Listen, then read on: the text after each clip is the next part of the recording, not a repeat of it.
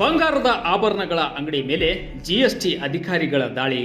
ಬೆಳಗಾವಿ ಜಿಲ್ಲೆಯ ರಾಮದುರ್ಗ ಪಟ್ಟಣದಲ್ಲಿರುವ ಹಲವು ಬಂಗಾರದ ಆಭರಣಗಳ ಅಂಗಡಿ ಮೇಲೆ ಶುಕ್ರವಾರ ಜಿಎಸ್ಟಿ ಅಧಿಕಾರಿಗಳು ದಾಳಿ ನಡೆಸಿ ತಡರಾತ್ರಿವರೆಗೂ ದಾಖಲೆ ಹಾಗೂ ಬಂಗಾರದ ಆಭರಣಗಳ ಸಂಗ್ರಹಣೆಯನ್ನು ಪರಿಶೀಲನೆ ಮಾಡಿರುವ ಘಟನೆ ನಡೆದಿದೆ.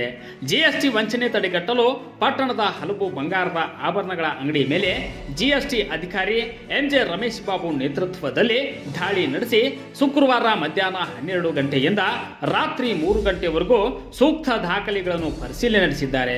ಇನ್ನು ಪಟ್ಟಣದ ಗೋಪಾಲ್ ಪತ್ತಿಪುರ್ ಅಂಡ್ ಸನ್ಸ್ ಎಂಬುವರ ಒಡೆತನಕ್ಕೆ ಸೇರಿದ ಬಂಗಾರದ ಆಭರಣ ಅಂಗಡಿ ಮೇಲೆ ದಾಳಿ ಮಾಡಿ ಅತಿ ಹೆಚ್ಚು ಸಮಯ ಪರಿಶೀಲನೆ ನಡೆಸಿರುವ ಅಧಿಕಾರಿಗಳು ಇನ್ನು ಬಂಗಾರದ ಅಂಗಡಿಗೆ ಸಂಬಂಧಿಸಿದ ದಾಖಲೆ ಪುಸ್ತಕ, ಅಂಗಡಿಯಲ್ಲಿ ಸಂಗ್ರಹಿಸಿದ ಬಂಗಾರದ ಆಭರಣ ಪರಿಶೀಲನೆ ಹಾಗೂ ಸ್ಟಾಕ್ ಸೀಸ್ ಮಾಡಿ ನೋಟಿಸ್ ಜಾರಿಗೊಳಿಸಿ ಬಂಗಾರದ ಆಭರಣ ಸೇರಿದಂತೆ ಸಂಬಂಧಿಸಿದ ದಾಖಲೆಗಳನ್ನು ತಮ್ಮ ವಶಕ್ಕೆ ಪಡೆದುಕೊಂಡಿರುವುದಾಗಿ ಹಾಗೂ ದಾಖಲೆಗಳನ್ನು ಪರಿಶೀಲನೆ ಮಾಡುವವರೆಗೂ ಆ ಆಭರಣಗಳನ್ನು ವ್ಯಾಪಾರ ಮಾಡದಂತೆ ತಡೆ ಹಿಡಿಯಲಾಗಿದೆ ಮತ್ತು ಜಿಎಸ್ಟಿ ವಂಚನೆ ಮೇಲ್ನೋಟಕ್ಕೆ ಕಂಡು ಬಂದಿದ್ದು ಇನ್ನು ದಾಖಲೆಗಳನ್ನು ಪರಿಶೀಲನೆ ಮಾಡಬೇಕಾಗಿದೆ ಎಂದು ಜಿಎಸ್ಟಿ ಅಧಿಕಾರಿ ಎಂಜೆ ರಮೇಶ್ ಬಾಬು ಮಾಹಿತಿ ನೀಡಿದ್ದಾರೆ.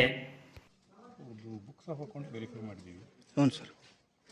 ಸ್ಟಾಕ್ಸ್ ಎಲ್ಲ ಕರೆಕ್ಟಾಗಿ ವೆರಿಫೈ ಮಾಡಿದ್ದೀವಿ. ಹ್ಞೂ ಸರ್. ಸ್ಟಾಕ್ ಸೀಸ್ ಮಾಡಿದ್ದೀವಿ. ಹ್ಞೂ ಸರ್.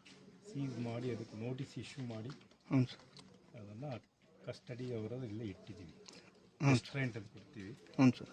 ಅದನ್ನು ಕೊಟ್ಟು ಅದನ್ನು ನಾವು ಹೇಳೋ ತನಕ ಅದನ್ನು ಯಾರು ಡಿಸ್ಪೋಸ್ ಮಾಡಬಾರ್ದು ಅಂತ. ಹ್ಞೂ. ಅಂದಾಜು ಎಷ್ಟಾಗ್ಬೋದು ಸರ್? ಇನ್ನು ಬುಕ್ಸ್ ವೆರಿಫೈ ಮಾಡಬೇಕು. ಅದಾದ ನಂತರ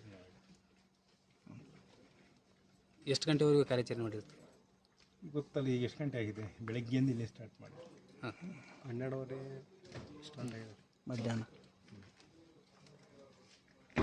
ಅಂದಾಜು ಎಷ್ಟು ಏನು ಹೇಳಕ್ಕೆ ಬರ್ಬೋದು ಸರ್?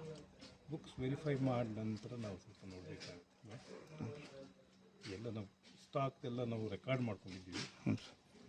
ಮಾಡಿದ್ದೀವಿ. Okay. Okay, thank you sir. Thank you very much.